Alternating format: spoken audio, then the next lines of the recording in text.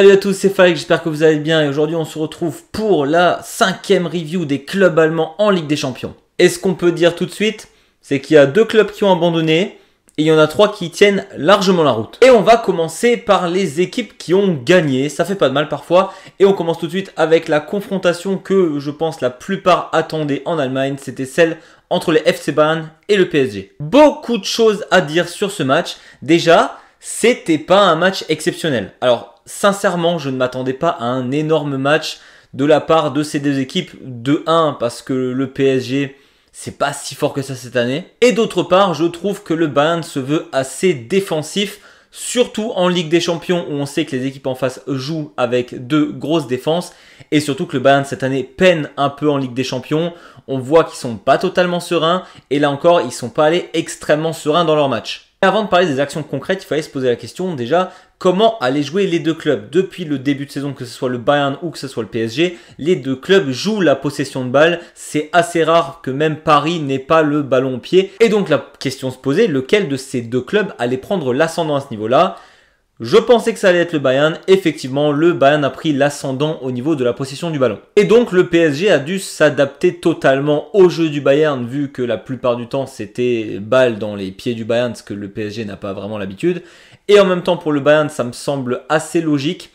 Le Bayern jouait les contre-attaques. Ils n'ont pas forcément les joueurs pour et c'est clairement pas leur jeu. Et je pense que si Paris avait encore plus pressé ce qu'ils ont fait déjà pendant ce match, ça aurait pu clairement tourner à leur avantage à eux. Mais pour ça, il faut avoir les joueurs et sincèrement, le PSG vend pas du rêve de fou. Par exemple, qu'est-ce que Fabian Ruiz fait encore en tant que titulaire dans cette équipe? Je me pose vraiment la question. Parce que sincèrement, quand on regarde le match, le Bayern était totalement prenable. Je trouve personnellement qu'ils ont été dominants sur la totalité du match. On voit bien que le Bayern, si ça avait été Coman ou Sané qui aurait mieux cadré, surtout Sané qui a raté des énormes occasions. Pareil, Musiala a raté quelques occasions. Kane a été quasiment inexistant.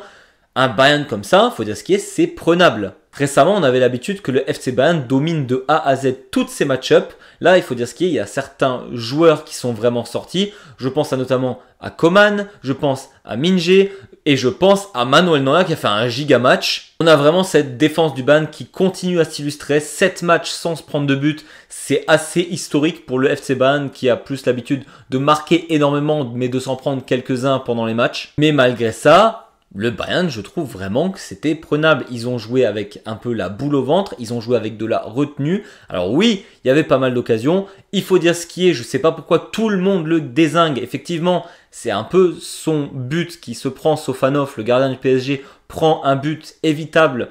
C'est un peu une erreur d'expérience qu'il a face à Musiala. Je pense pas qu'il y ait faute de Musiala. Malgré tout, c'est clair et net qu'il le gêne sur le principe. Sofanov aurait dû se défaire de Musiala. Mais malgré ce but que le Bayern met sur un corner, d'ailleurs c'est assez rare pour le souligner, il a sauvé le PSG. Sans lui, le PSG prenait 4 ou 5 buts à la mi-temps. Et ça, c'est quelque chose qui me désole de fou pour les gardiens. Je veux dire, ils se font un super match. Suffit d'une action pour qu'on leur tombe dessus et qu'on dise que c'est de leur faute. Alors oui, Paris prend un but, mais à ce que sache, c'est pas le gardien qui va en marquer des buts. Et quand on voit la performance de Barcola et de Dembélé, pourquoi on tape sur le gardien en fait? Alors oui, là je parle beaucoup PSG parce que je trouve qu'ils sont facilement critiquables par rapport à ce qu'a montré le FC Bayern. Quand on voit quand même la stat que Manuel Neuer a réussi plus de dribbles que 5 joueurs du PSG réunis, et dans ces joueurs on a quand même Barcola et Dembélé, ça craint de fou. Bon, et quelque chose qu'on peut quand même donner à Paris, je pense pas qu'il y ait rouge sur Dembélé. Le premier jaune, clairement. Le deuxième, beaucoup moins. Après, cet arbitre, il était connu pour avoir dégainé un maximum de cartons pendant l'Euro. Donc, tu fais pas de bêtises comme ça quand tu as déjà un jaune, en fait. Ça, bon, Dembélé, le QI football, le QI tout court d'ailleurs, c'est pas ouf. N'empêche que ce que j'ai adoré pendant ce match, c'est que Coman, il est né pour détruire ce Paris Saint-Germain. Clairement, il était sur toutes les bonnes actions, les duels, les 1 contre 1, les passes, il était vraiment partout et j'ai adoré son match. Et j'ai revu Manuel Neuer contre l'Algérie en 2014. J'abuse, il n'est pas aussi fort qu'en 2014. Malgré tout, Neuer déjà qui ose dribbler Dembélé, ça m'a refait ma soirée. Neuer qui se retrouve au milieu de terrain pour prendre une balle qui était destinée à ses défenseurs centraux pour envoyer Coman qu'il avait vu. Enfin voilà, Neuer, Il s'est repris une petite jeunesse là, il a rejoué comme à l'époque et ça c'est le Manuel Neuer qu'on kiffe. C'est celui-là qu'on veut voir tous les soirs, c'est celui qui est en confiance, même s'il rate quelques dégagements, on s'en fout, il est en confiance, il va dribbler, il va jouer au pied, il va jouer au milieu de terrain. Ça c'est le Manuel Neuer élite, j'adore voir ça. Mais ça m'a quand même manqué que le FC Bayern se trouve plus d'occasions vraiment nettes. Alors oui, comme dit Sofanov, a arrêté un gros tir contre Sané, contre Musiala. Malgré tout, le Bayern, j'estime qu'avec la défense qu'avait le PSG, Marquinhos a été globalement bon, mais au-delà de ça, ils avaient vraiment moyen de faire plus. Ils nous ont montré vraiment mieux pendant cette saison.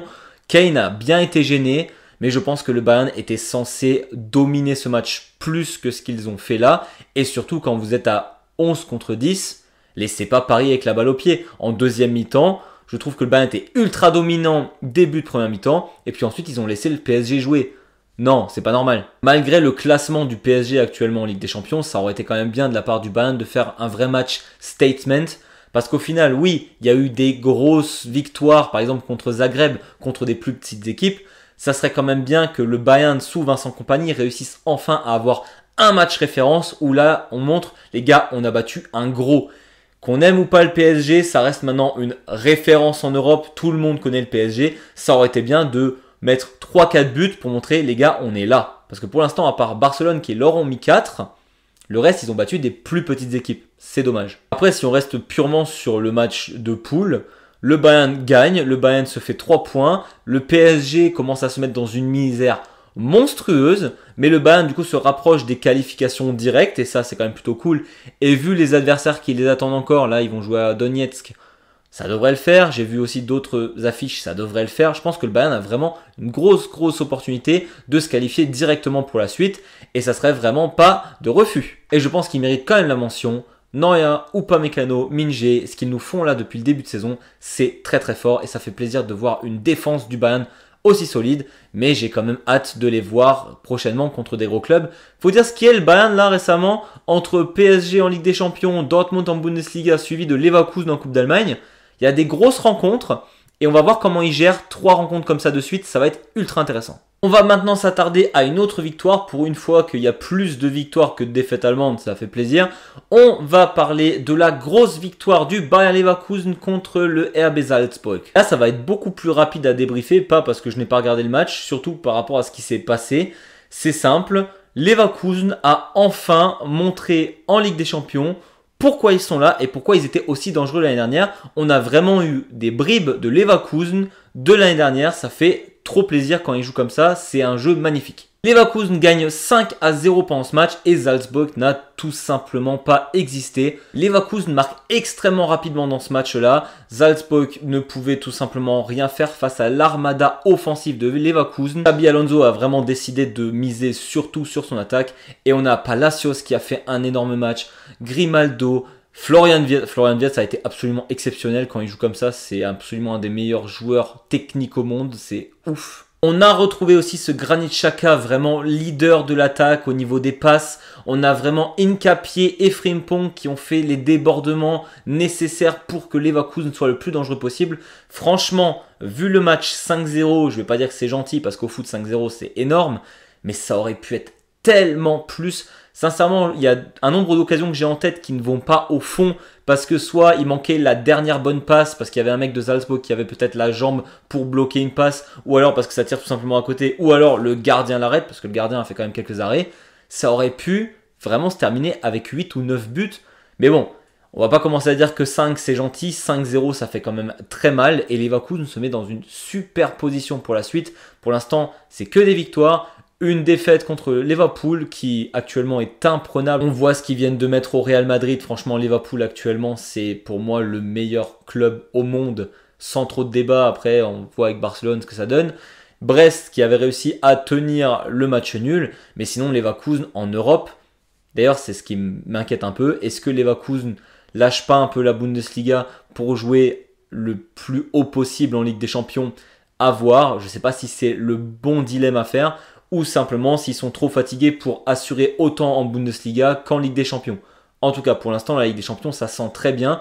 Eux sont extrêmement bien placés pour se qualifier directement pour la suite. Et franchement, je pense que pour eux, ça serait la meilleure chose à faire. Parce que sincèrement, si Leverkusen, avec un début de saison pareil en Ligue des Champions, se retrouvait à jouer les barrages, et on ne sait pas, parce que vu les clubs qu'il y a actuellement dans les barrages, qui est aussi les gros clubs qui sont en train de se rater, manquerait plus que Leverkusen joue les barrages et joue le Real en barrage. Ça serait quand même dommage. Et en même temps, sincèrement, je pense que Leverkusen, là, contre le Real Madrid, ne serait absolument pas ridicule. Je veux dire, Stuttgart ne l'a pas été. Et on va en parler après. Stuttgart a réussi à se montrer bien ridicule cette semaine. Mais avant de parler de Stuttgart, on va quand même parler du Borussia Dortmund qui, eux aussi, ont gagné un match. Et miracle, ils ont gagné un match à l'extérieur. Franchement, vu le début de saison qu'ils nous font en Bundesliga, gagner un match à l'extérieur, c'était vraiment pas gagné. Même si c'était le Dynamo Zagreb en face, qui, on rappelle, s'était pris 9 pions face au Bayern. Et sincèrement, je ne sais pas ce qui s'est passé depuis le week-end dernier, où je les ai déjà trouvés extrêmement forts contre le ST Freiburg.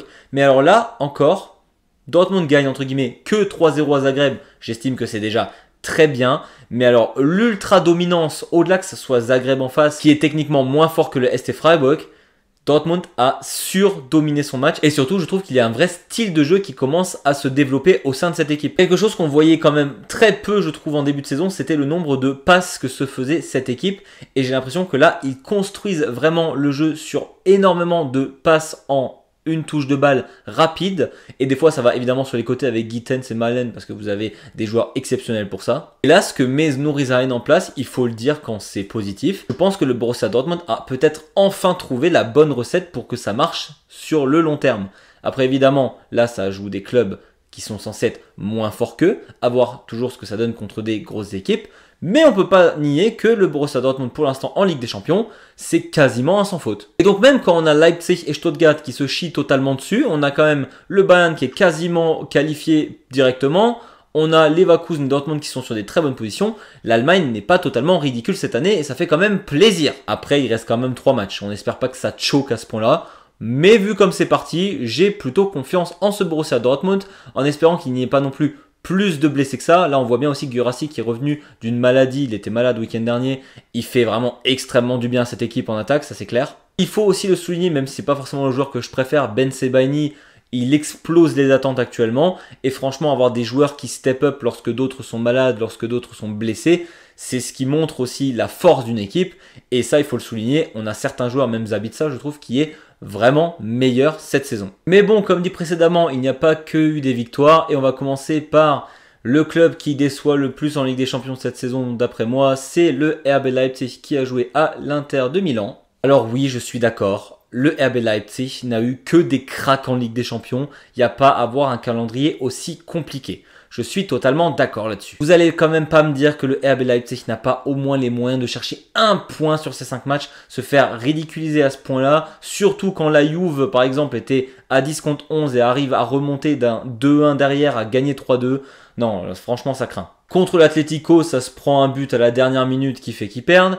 Et là, contre l'Inter de Milan, alors oui, l'Inter gagne que 1-0. Mais sincèrement, il n'y a pas eu de match. Au-delà du fait que le match était ennuyeux à mourir, que je trouve que Leipzig a vraiment joué avec le bus derrière. Globalement, alors oui, ils ont eu quelques actions offensives, comme beaucoup d'équipes dans ce cas-là, mais ça a joué avec une grosse défense. L'Inter a galéré à marquer, mais il n'y avait pas de danger du côté de Leipzig. Sincèrement, le meilleur joueur de Leipzig sur ce match, c'était Gulacsi. C'était le gardien. Openda, inexistant. Campbell, inexistant. Toute cette équipe-là... Sincèrement, je comprends pas. Je sais pas combien de matchs de suite ils perdent. Leur jeu, il est pas beau. Franchement, le coach doit sauter. C'est pas possible d'avoir des joueurs pareils. Parce que oui, vous allez me dire Xavi Simons, il est pas là. Mais à un moment donné, Xavi Simons, c'est pas une équipe entière. Alors là, ça craint, ça montre à quel point ils sont Xavi Simons dépendants. On rappelle qu'il est juste prêté pendant 1 an. On sait pas où il va finir l'année prochaine, Xavi Simons. Et sûrement qu'il ne restera pas à Leipzig. Et comment va faire donc le RB si lui n'est plus là? Franchement, quand on voit ça, ça craint de fou. Que récemment, je faisais la blague que quand t'es le RB Leipzig, t'es pas censé être entre l'Étoile Rouge de Belgrade et le Sturm Graz. Mais ils sont derrière. Ces 2 autres clubs ont gagné cette semaine. Donc là, sincèrement, 5 matchs, 5 défaites, je pense que pour le RB Leipzig, c'est totalement terminé, cette histoire de Ligue des Champions. On va plus en parler. Alors évidemment, on va le dire, 6 matchs de défaites dans 2 semaines, ou peut-être qu'ils auront enfin gagné. N'empêche que là, je pense que l'aventure Ligue des Champions, c'est terminé. Et que le RB Leipzig n'aille même pas au barrage, je trouve ça aberrant, sincèrement. Et surtout avec une pauvreté du jeu pareil. Je veux dire, Lautaro Martinez, il s'est fait plaisir. C'est une dinguerie. Et je parle de lui, mais Zelinski, Di Marco, Barella, mais c'était open bar Leipzig. Ça craint. Cette équipe, vraiment, à regarder, c'est une plaie. Et avec un début de saison aussi fort... Waouh, je comprends pas ce qui s'est passé. On termine par le dernier club et je pense pour l'instant la plus grosse humiliation qu'un club allemand ait pris en Ligue des Champions récemment. Stuttgart, à l'Étoile Rouge de Belgrade, perd 5-1. 5-1 contre un club qui n'avait pas récupéré un seul point encore depuis le début de saison. Bien joué les gars. Alors je vais pas m'énerver hein. Stuttgart a battu la Juventus de Turin récemment. Stuttgart prend 5 buts contre Belgrade. Belgrade qui a genre 25 à 30% de possession de balle grand max. Belgrade qui était mené 1-0 après 5 minutes. Belgrade était mené 1-0 par Stuttgart après 5 minutes. Stuttgart perd 5-1. Je vois pas ce qu'il y a d'autre à dire en fait. Un ridicule. Mais d'un ridicule, c'est pas possible. Comment est-ce que ta défense, elle se fait balader à ce point-là? Chabot, une horreur. Wow, une horreur. Mais une horreur. On rappelle que Stella a été appelé récemment en équipe d'Allemagne. Bah enfin en vrai, je vais pas commencer à lui taper dessus parce que toute l'équipe était à gerber sur ce match. Voilà, il n'y a rien d'autre à dire. C'était une plaie absolue. Je vais pas commencer à faire gna gna gna Belgrade. Non, les gars, ils gagnent 5-1. Ils jouent derrière, ils jouent en contre-attaque. Ils gagnent. C'est archi mérité. Ils mettent 5 buts. La défense s'est fait balader. Tu mènes 1-0, mais comment c'est possible? Alors oui, je m'énerve. Heureusement que Stuttgart, c'est pas mon équipe, parce que là, je pense que j'aurais bouffé le micro. On parle aussi de l'indice UEFA pour les clubs allemands. Et comment tu peux te faire balader comme ça par l'Étoile Rouge de Belgrade? Alors oui, historiquement, super le club historiquement, l'Étoile Rouge.